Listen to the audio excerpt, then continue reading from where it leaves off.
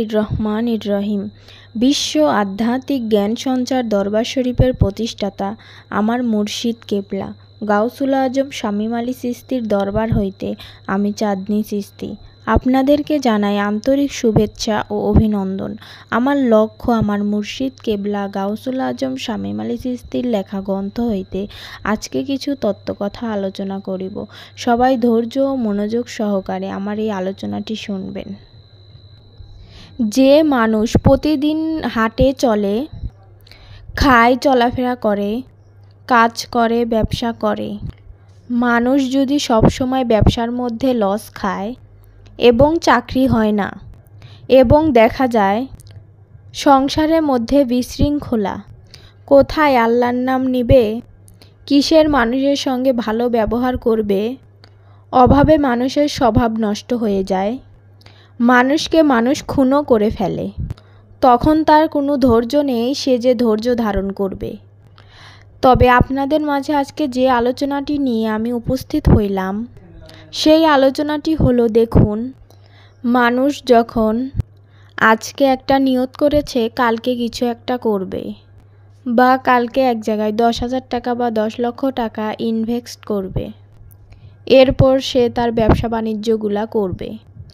তো এখন দেখা যায় কি, দেখেন, সে তো বাহ্যিকভাবে দেখে এসেছে লাভ আর লাভ, এর মধ্যে নাই তো কোনো লস। টাকা দেওয়া মাত্রই তার কাছে টাকা আসতে শুরু করবে। ব্যাস, তিনি জায়গা জমি সব বিক্রি করে ইনভেস্ট করে দিয়েছেন। ইনভেস্ট করার পরে ওই লোককে তো আর ফোন দিয়ে আর পাচ্ছে না। তাহলে সে কি করে বুঝবে, তাহলে সে কিভাবে বুঝবে যে আমি এই টাকাটা দিলে লাভ হবে না ক্ষতি হবে? তো এই জন্য একটি কথা বলবো, ইউসুফ আলাইহিস সালাম সবসময় ব্যাখ্যার জন্যে, তিনি একজন আল্লাহর প্রেরিত নবী, স্বপ্নের ব্যাখ্যায় যা বলেছেন তাই হয়েছে, তাই ঘটেছে।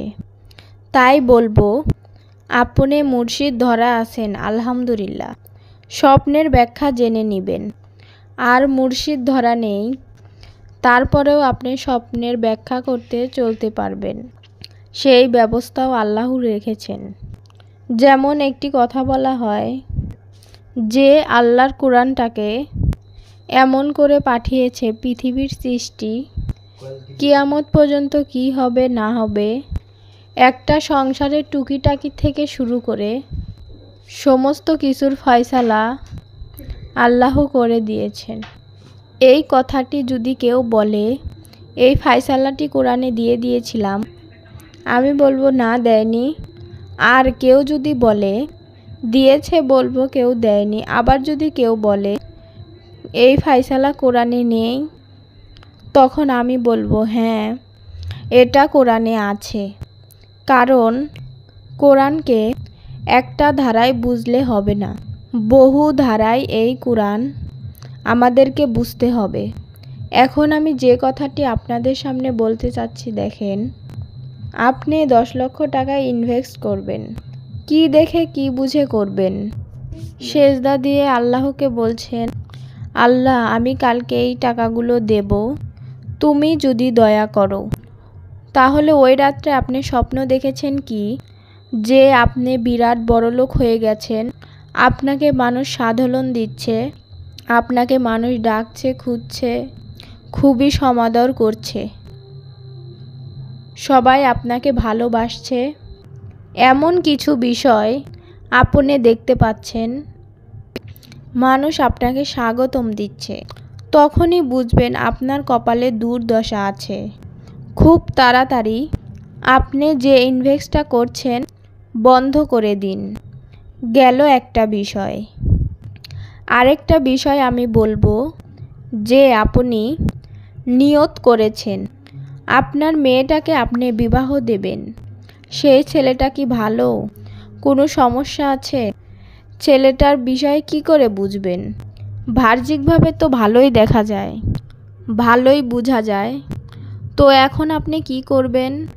যদি এমনটা আপনি দেখেন, তখন আপনি বিবাহ দিবেন কি দিবেন না? আপনি দেখতেছেন যে আমার মেয়েটা আমি বিয়ে দেব না, ছেলে ভালো না, ছেলের চাকরি বাকরি নেই, শয়তান ছেলে, এরকম কিছু যদি দেখেন তাহলে আপনার মেয়ে বিয়ে দিয়ে দিবেন সেখানেই, ওখানেই সে শান্তিতে থাকবে। আর যদি দেখেন মেয়েটি আমার সুখে শান্তিতে আছে, মেয়েটি আমার কত আনন্দ পাচ্ছে, আমাদেরকেও আনন্দ দিচ্ছে, আমাদেরকে অনেক অনেক অর্থনীতি দিচ্ছে, যা লাগে তাই দেয়, তখনই বুঝবেন গাঁজাখোরের কাছে বিয়া দিলে সে গাঁজা খাইতে খাইতে, জুয়া খেলতে খেলতে আপনাকে শ্বশুর যে আপনি সম্মান তো পাবেনই না, আরও খুচরে খুচরে আপনার কাছ থেকে নিয়ে আপনাকে সহকারে শেষ করে দেবে। তাহলে স্বপ্ন উল্টা হয় বেশিরভাগ। কেন জানেন?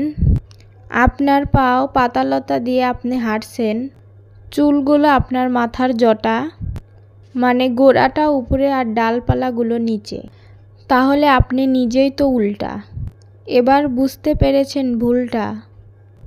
এই স্বপ্নের ব্যাখ্যাগুলো বুঝতে হলে কিন্তু আধ্যাত্মিক জ্ঞানের প্রয়োজন। আধ্যাত্মিক জ্ঞান ছাড়া কখনো সম্ভব নয়।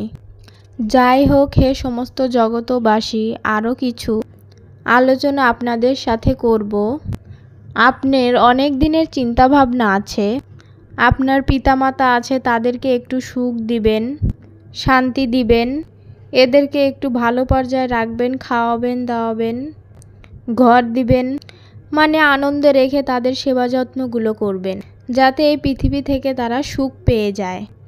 এখন সুন্দর আপনার মনের ধারা, জ্ঞানের ধারা, আপনি আপনার পিতামাতার, সামাজিক মানুষের সেবা যত্ন করবেন। একটু পয়সাওয়ালা হতে চান, ধনী হতে চান, তাহলে আপনি কি করে বুঝবেন আপনি ধনী হবেন? আর কি করে বুঝবেন আপনি ধনী হতে পারবেন না? আপনি যদি কখনো স্বপ্ন দেখেন আপনি নদীতে মাছ ধরতে গিয়েছেন, মাছ ধরতে গিয়ে আপনি মাছ পাইলেন না, বা মাছ একটা দেখেছিলেন চলে গেছে, বা কিছু গুড়া মাছ এসেছিল, কাঁটাওয়ালা মাছ যেগুলো ধরা যায় না, তাহলে এই স্বপ্নটি দেখলে আপনি বুঝবেন আপনিও অর্থনীতি যেভাবে চেয়েছেন পাবেন না। যাই বা গুঁড়া গুঁড়া টাকা আসবে এগুলোও ধরতে, বা কাঁটাওয়ালা মাছ, খুবই কষ্ট হবে। তার মানে বোঝা গেল সেই ধনী আপনি হতে পারবেন না। যেভাবে আছেন সেভাবেই শুকরিয়া আদায় করুন। আর যদি কেউ স্বপ্ন দেখে নদীতে গেছে ঠিকই, গিয়ে যখন জাল ফেলেছে, জালের মধ্যে অনেক বড় বড় মাছ, এত বড় বড় মাছ সে পাজা করে ধরে ধরে সে গাড়ির মধ্যে তুলছে, বাজারজাত করতে নেবে কিংবা নিজের বাড়িতে নেবে, এমন কিছু স্বপ্ন তিনি দেখতেছে। আর এই স্বপ্নগুলো দেখলে এটাই বুঝবে যে তিনি সামনে কোটিপতি হয়ে যাবে। আবার যদি কেউ মুরগির ফার্ম করতে দেখে সেও কোটিপতি হয়ে যাবে। আবার কেউ যদি দেখে যে বাড়িতে মাছের খামার করেছে সেও কোটিপতি হয়ে যাবে। এবং সে যদি কোনোদিন দেখে ধনী লোক তাকে এসে মারতেছে, কোনো ধনী লোক যদি তাকে মারতে দেখে, তাহলে বোঝা যাবে সেই ধনী লোক আপনার কাছে এসে ভিড়বে এবং সে আপনার কাছে এসে পরামর্শ নিবে, সে আরও ধনী হইতে চাইবে। এর বাহিরে আরেকটি কথা আছে, যদি কোনো ধনী লোককে দেখেন স্বপ্নে আপনার কাছে ভিড়ছে, আপনাকে আদর করতে চায়, আপনার সাথে মিশতে চায়, তখন বুঝবেন ওই ধনী লোকটা যে পরিমাণ ধনী ওই লোকটি, সেই পরিমাণ ধনী আপনি হয়ে যাবেন। যাই হোক, হে সমস্ত জগতবাসী, আপনাদের মাঝে যে আলোচনাটি করলাম সেই আলোচনাটি কেমন লাগলো? যদি ভালো লেগে থাকে অবশ্যই আমার এই চ্যানেলটি সাবস্ক্রাইব করে পাশে থাকবেন, সামনে আরও ভালো ভালো আলোচনা পেয়ে যাবেন। এই আলোচনাটি করতে যায়া কথা ও ভাষার ছন্দে যদি ভুল হয়ে থাকে সবাই ক্ষমা ও সুন্দর দৃষ্টিতে দেখবেন। সর্বশেষ সকলের চরণে হাত রাখিয়া একটা কথাই বলতে চাই, আল্লাহ গোপনেরও গোপন। সেই গোপনকে পাইতে হলে অবশ্যই একজন কামেল মুর্শিদের কাছে যাইয়া বায়াত গ্রহণ করুন। বায়াত গ্রহণের মাধ্যমে আল্লাহকে লাভ করুন। সকলে সুস্থ থাকবেন, ভালো থাকবেন। আল্লাহ হাফেজ।